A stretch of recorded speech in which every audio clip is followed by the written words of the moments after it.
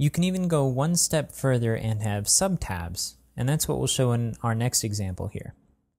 So go ahead and jump to your module directory and open up the third step, which is called subtabs.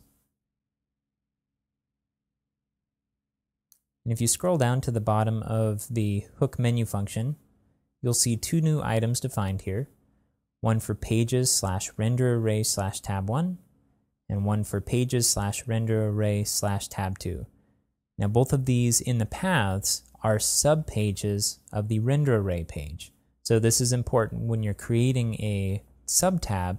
You want to make sure that the path corresponds to its status as a subpage as well.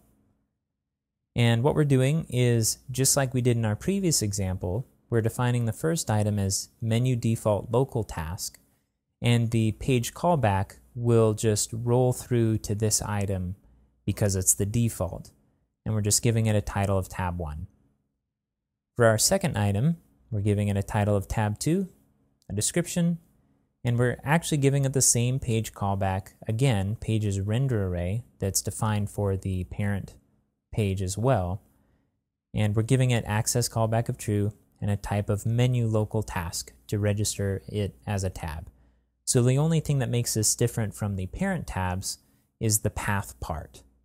To see this in action, let's copy the code and paste it over the current code in our pages.module file and save it.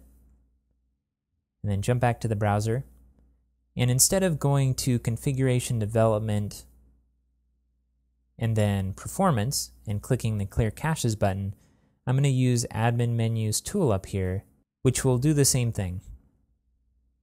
Okay, now we have our first level tabs, and then we have our second level tabs as well. And this is as deep as the tabs go typically on a Drupal site.